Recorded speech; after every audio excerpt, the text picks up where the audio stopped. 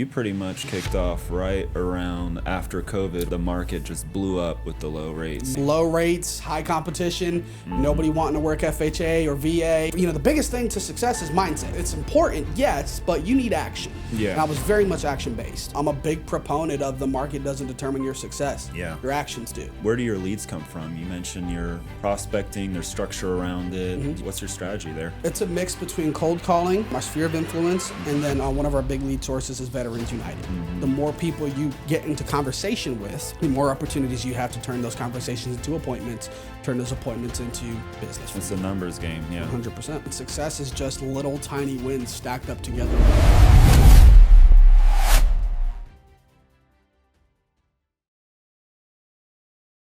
Darius Stevens, welcome to the show, man. Hey man, how are you?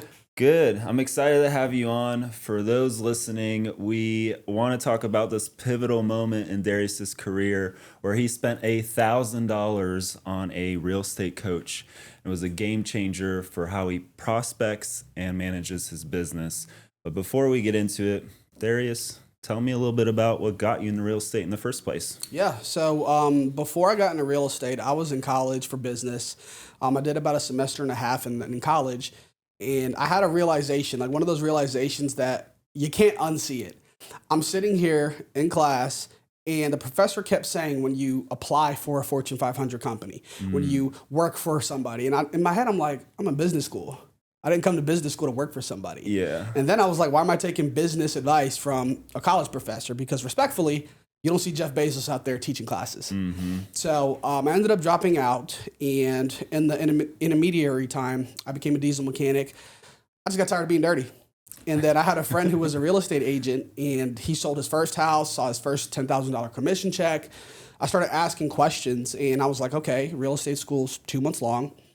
All that's all said and done is maybe $1,000. First commission check's 10 grand. Okay, if I do it once, it pays for itself. Like the return on my time and return on my investment both made sense. Got into real estate. I actually got into do commercial, but I was a broke 23-year-old. Okay. So I started out in residential, got good, and here we are. Wow. So you always kind of had that entrepreneurial mindset from the beginning, and you sort of wanted more than what, you know, your typical process when it comes to like the corporate world and going to school. So you're a college dropout. Yes, sir. College dropout. I would say that. And truthfully, it's not, I mean, looking back, yes, you could say I had that entrepreneurial spirit. Yeah. I more so just didn't really know what I wanted to do. Yeah. However, I knew exactly what I didn't want to do. The idea of, hey, can I take this time off to go on vacation just never sat right with me. Or, hey, can I take 30 minutes for a break just never sat right with me. Yeah. So, yeah, that's how we ended up. No, that makes sense. So walk me through some of your first few deals. How was it difficult for you to kind of ramp up, or how long did that take? I'll tell you what. I'll tell you my first deal, and it's actually really funny. So when I first got licensed, I jumped right into coaching. This is before I paid for coaches. Okay. I was with Keller Williams, so I joined their production coaching and got a coach. I hear everybody talking about prospecting, so I just picked up the phone and started calling. I went through my phone book, started dialing.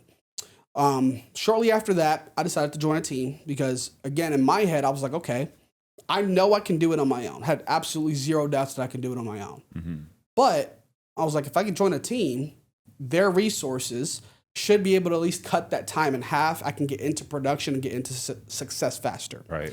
Joined a team. They had a database, a CRM, started calling the CRM. And I spoke with this one young couple. They told me they had an agent. I said, hey, okay, no worries. You know, hey, if things don't work out, keep me around as a backup option. Hung up. 2 weeks later, I'm food shopping. She calls me. She says, hey, Darius, we want to go see this house. We haven't heard from our agent. Can you show it to us? And I was like, well, I'm in a tracksuit, but yeah, let's do it. And we went. It was new construction. We went and saw it. They ended up putting the deposit on that property same day. Amazing. Again, this is my first time, right? So like 3 days later, I'm talking to some of the agents on my team. They're talking about what's under contract and whatnot. I was like, well, I mean, we did just put a deposit down on the property. And everybody was like, you're under contract. I was like, I am? You didn't even know. Didn't even know, dude. So that was my first one. That was my very first one. That was, I would say probably 3 months or 3 or 4 months after I got licensed. Okay. Yeah. And what year was that? This was in 2021. 2021. So you pretty much kicked off right around after COVID when the market just blew up with the low rates. Yep. Low rates, high competition, nobody wanting to work FHA or VA. Yep. Yeah. 100%. So then what led you to the brokerage that you're in now? That's a long story. Yeah. So it kind of starts with 2021. I got into production, like you said, very fast. I gained a lot of knowledge very fast just because, like, if I'm working with one buyer, back then I may have been writing 10, 15 offers. You know, that's 10, 15 different agents I'm talking to, negotiations, et cetera. So I gained a lot of knowledge in a very short time span. Fast forward to 2022, I became lead agent for that team. So 2022, I'm lead agent. 2023, I left that team, started my own team. 2024, I became a real estate coach with KW. Became one of their production coaches. I liked it, but I didn't like the constraints that I had. You know, it was very by the book, and I'm not a very by the book agent with certain things, right? Like, I'm not a big, the biggest thing to success is mindset. It's important, yes, but you need action. And I was very much action based, and I just wanted to continue growing from there. So with that being said, this kind of leads to your point of how I got into coaching. I hired my coach in 24 as well. Okay. They have events twice a year. I went to one of their events in 2025, January 2025. This was my third event that I went to at this time. And it's so funny. I asked my coach, I said, hey, respectfully, why would I keep investing like roughly $5,000? Because this was in Arizona. Having to pay for travel, food, lodging, etc. I said, why would I invest $5,000 to hear information that isn't exactly brand new? I've heard it before, right? So it isn't exactly brand new. And then my coach was like, well, you never know who you're going to meet. 10 minutes later, I'm walking by a booth and this lady comes up to me. It was for one of their lead sources. She goes, hey, come over here, talk to me. We start talking. She goes, where are you from? I was like, Atlanta, Georgia. And she was like, who are you with? I said, well, Keller Williams for now. And she was like, well, we just opened a brokerage in Georgia. We hit it off. We exchange information. When I leave, we just talk periodically. She keeps following up with me. We're talking. This was, I want to say February 2025. Okay. And by June, we're continuously to talk. By June, she says, hey, so we need somebody to run the brokerage here in Atlanta. I think you'd be a great candidate. Dang. And that's how it happened. That's like awesome. It literally just kind of, I hate to say it fell on my lap, but it kind of did. Right place, right time. So it's been about a year with this broker. Yes, sir. And you're leading a team in Atlanta. Yes, sir. Walk me through the team today. How many agents you guys have? Any production numbers you're willing to share? Yeah. So when I started in June, because this will paint the story, when I started in June, there was, I believe, 7 agents. There was 22 units closed by June. So first 6 months, 22 units. Okay. From June to the end of December of last year, we ended with 102 units. Wow. So we tripled production in the second 6 months versus the first 6 months. Wow. From December on, we ended December with 14 agents as well. From December on, we have made some changes with our agents. We are now back down to 8. Okay. We just ended quarter 1 at 42 units. So we're already doing way better than where we were back in June last year when I got here. That's very impressive. You know, with the way the market sort of slowed down, a lot of agents are hurting right now and even quitting from what, I see in my perspective. So for you guys to ramp up, that's just, that's a telltale that you're doing something right. We're trying. I'm a big proponent of the market doesn't determine your success. Your actions do. Absolutely. So you really seem like a action first, no BS kind of guy. little bit. I love it. That's why I have people around me to check those tendencies, because I will jump into the fire. What do you think was the biggest contributing, factor, the difference that maybe you brought on or you pushed towards your agents to make them so successful and for your team to grow the way it has? When I got there, my agents, like most agents, they're not used to having that structure, right? Of, hey, my mornings are for X, Y, and Z, right? A lot of agents work the business that comes to them, I would say. Even if you have lead sources, a lot of agents work the business that comes to them. When I got in there, the first thing that we did was a weekly accountability call. On that weekly accountability call, I did a one-on-one with all my agents. I'm checking how many contacts we did, how many contracts we've written, how many appointments we've gone on, how many appointments have been held, etc. right? Because if you know your numbers, right, from knowing your numbers, we know exactly where the pitfalls are or where the holes are that we need to fill. So we just put in some structure. That was literally it. I wish I could say, hey, I came in there, I turned the ship around. Like, no, I really didn't do much. We just added some structure, some discipline, and some accountability. And we seen a huge turnaround in just the second 6 months of the same year. Where do your leads come from? You mentioned you're prospecting, there's structure around it. Do you guys invest in a certain lead source, or are you just cold calling? What's your strategy there? It's a mix between cold calling, our sphere of influence, and then one of our big lead sources is Veterans United. So we get a lot of VA leads. Okay. And how do you get into Veterans United?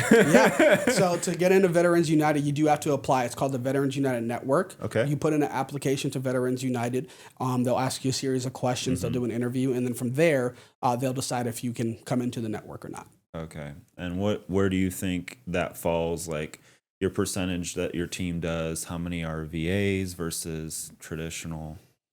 The numbers starting to shift. I believe when I got there, it was like 80% of them were the Veterans United leads, which is great, right? Love working with our vets. My concern at the time was that even though, we're tied in with Veterans United, my concern was too much reliance on one lead source.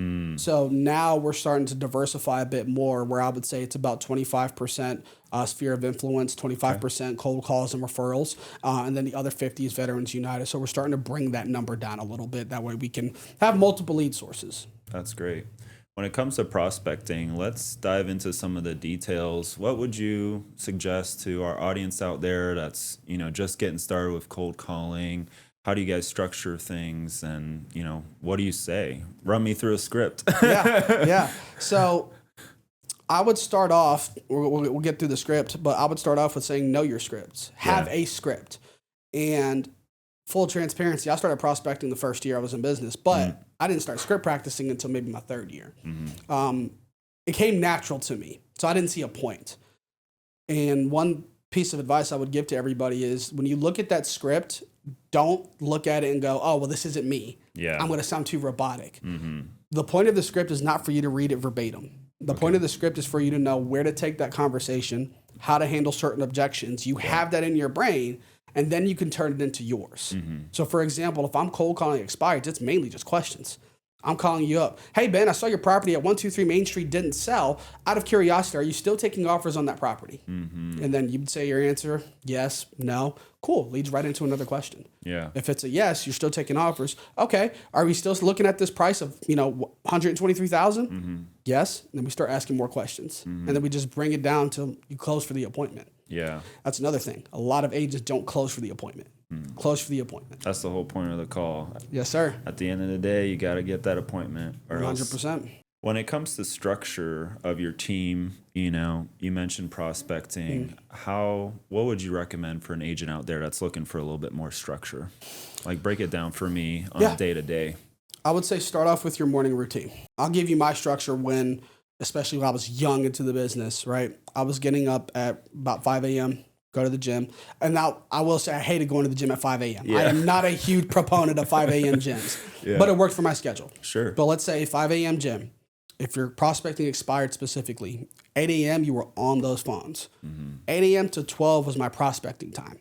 So I would prospect on hour blocks. And then I would take a break in between those little hours, little 5 minutes, because prospecting is not fun. Yeah. Nobody likes it, but it was more so the consistency because real estate's a contact sport. The more people you get into conversation with, the more opportunities you have to turn those conversations into appointments, turn those appointments into business for you. It's a numbers game. Yeah. 100%. 100%. So prospecting, would you recommend a couple hours every single day or? I would say, especially if you are brand new, every single day. Even today, I still prospect. Yeah. But yeah, I would say every day. Every day. If you can't do 4 hours, if you can't do 3 hours, even if you're a top producing agent now, and you want to increase your business, at the very least, an hour a day with the goal of at least 10 to 20 contacts a day. Right. And then what do you do the rest of the day? It's just go into the appointments? Yeah. So here's the thing about the morning routine. The morning routine is for your non-negotiables, right? If you have that morning routine for your prospecting for future business, that's how you avoid that up and down business.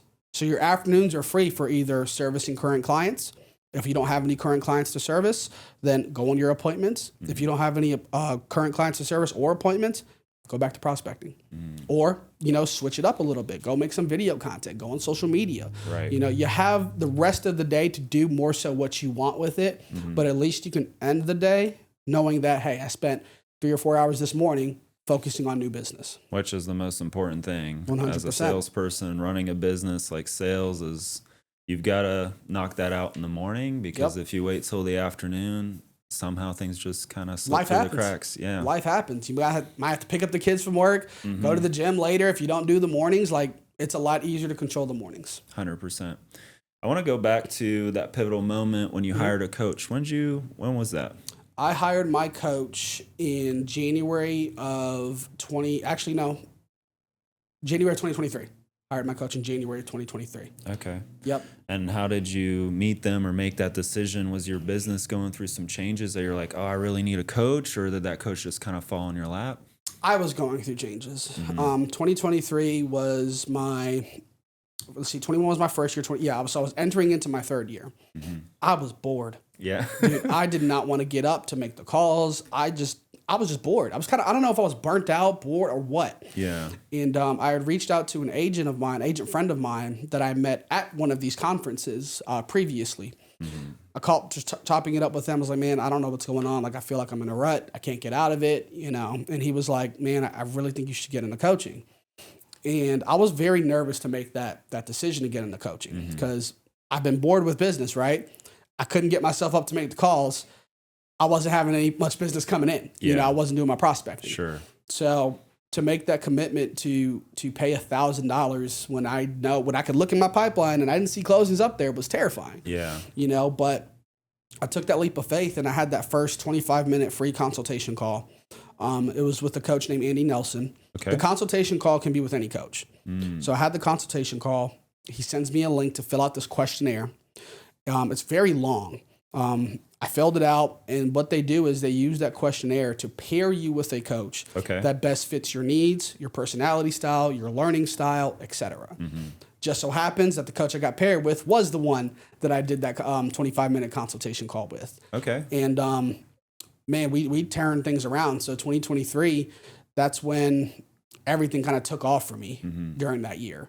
And that was my first time with my coach. What was the biggest change? What were you guys talking about with the coach? How did he make such an impact? He was just able to get me into action. He loved my coach. He's still my coach to this day. I love him to death.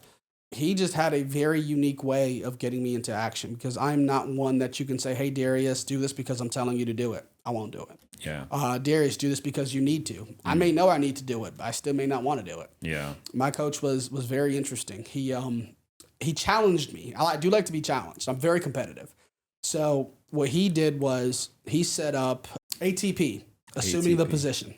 Okay. 7:59 a.m. He had to get a picture of me in front of my computer, headset on, dialer on, so I could hit my calls at 8 a.m. Okay. If that picture was not set by 7:59 a.m., he has my card information to go buy himself a pair of $200 shoes. Really? Yep. Man, that's accountability right there. We did that. And this one's a little petty. I wrote him a $100 check to somebody who is not on my highest list of favorites. Yeah. And if I didn't do what I needed to do, that check went to that person. Yeah. So he challenged me in a way, but it helped. A lot of the discipline that I have now that I instilled into the brokerage was things that he instilled into me. I'm part of this real estate masterminds. They're not necessarily real estate, but it's GoBundance. It's basically, wealthy business owners across the U.S. that want to take their business and life to the next level. And we're part of this pod, 3 or 4 guys. And I was paired with this random pod and they kind of did the same thing, right? We would hold each other accountable. It wasn't necessarily a one-on-one coaching, but every 2 weeks we would meet, kind of share what our goals are, and then what we were going to do before the next meeting. Yeah. And if you committed to something and it didn't happen before the next meeting, you throw $500 in the pot. Yeah, there you go. You go. That's accountability at its finest. Yeah. And you can attest to this. Real estate's a lonely, very lonely industry, or it can be. And a lot of agents, me, myself included at that time, was going through it by myself, So Self accountability is always important, but at the end of the day, as humans, we're always going to avoid discomfort. Yeah. So it's always good to have those external accountability pieces or people in your circle to help you. Yeah. One of the things that I've learned is like where confidence comes from. It's like actually doing the shit that you tell yourself you're going to do. So the reason people get in these ruts a lot of the time is because they're like, oh yeah, I'll wake up, I'll go to the gym tomorrow, blow past the alarm, don't go to the gym. They're basically lying to themselves. And by like going through these little moments of, I say I'm going to do something and I do it, it just builds confidence, it builds momentum. And that's really what, high performers need to like make sure you do the shit you say you're going to do. 100%. I mean, success is just little tiny wins stacked up together over time. 100%. So for agents out there that might be struggling or even like doing really well, would you recommend a coach? 100%. I don't care if you're at the top. If you own the brokerage, get a coach. It's always good to have a set of advisors around you. And I recommend that for all aspects of life. Your personal life, your business life, your gym life, always to have that second set of advisors, because what they provide is perspective, different way of looking at things. And even if you're doing everything right, that doesn't mean you still can't improve. I also see it as like an investment. You don't have to have the same coach for the rest of your life. Or like, business owners go through different phases. They're building. I've had a coach for 6 months. I've had a coach for a year, and it's been instrumental to that phase of life that I'm in. Do I need more of like a personal coach that holds me accountable, that gets my mindset right?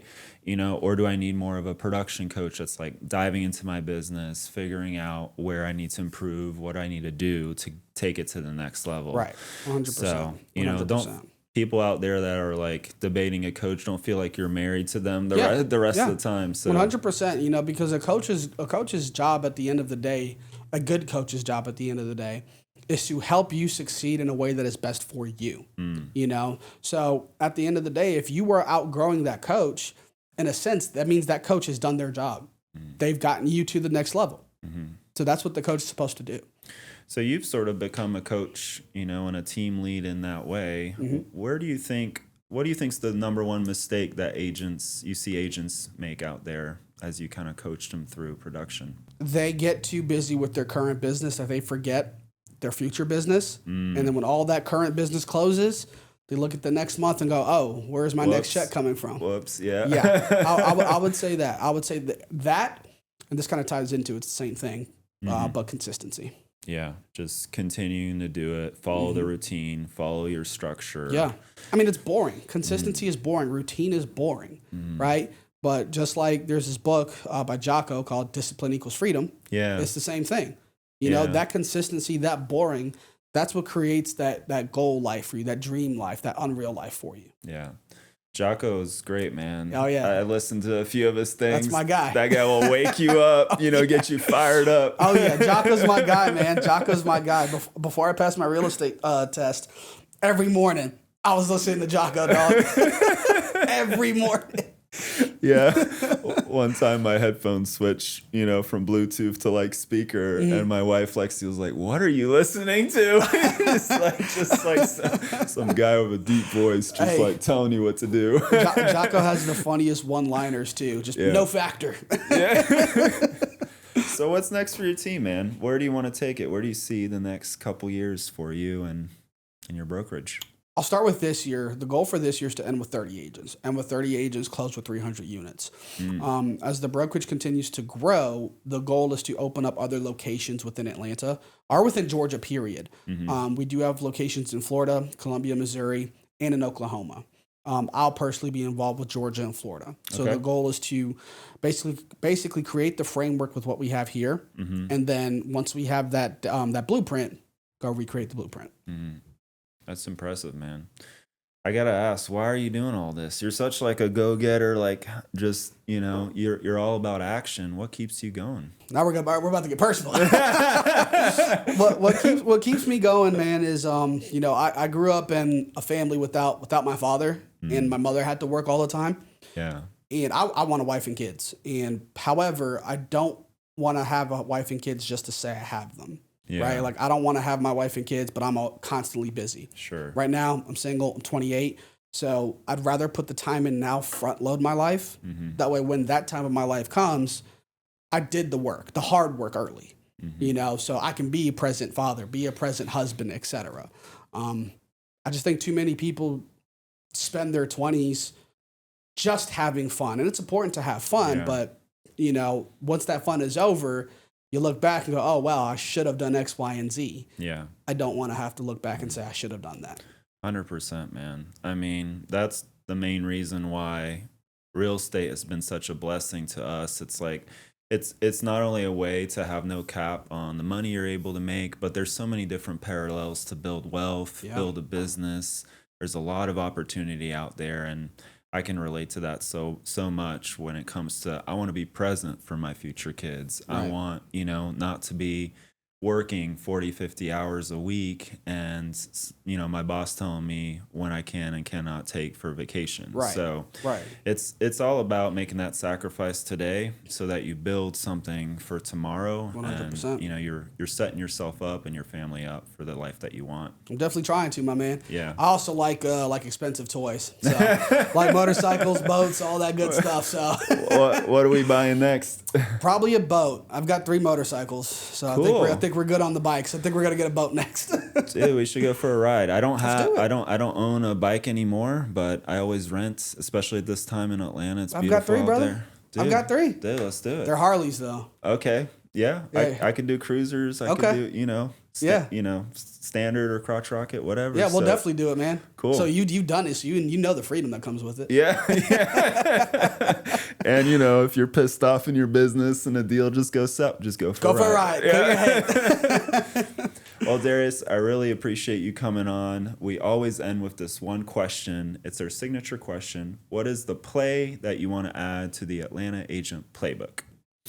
What's that one piece of advice? That one piece of advice I would say is a lot of people are focusing on passive marketing, right? Doing the videos, the social media, and I'm not saying that's bad. That's great. Yeah. But do not forget the active marketing, the prospecting, the door knocking, the email campaigns, the ones that you're actually sending. Do not forget that active marketing. Yeah. That active marketing, will inherently help your passive marketing. Do not forget the active marketing. Get into action, start making those calls, get that business. Well, you heard it here on the Atlanta Agent Playbook. Darius, thanks so much for coming on, man. Appreciate the time. We'll have to have you again. Absolutely, brother. Let's do it. Thank you. Yes, sir. Have a good one.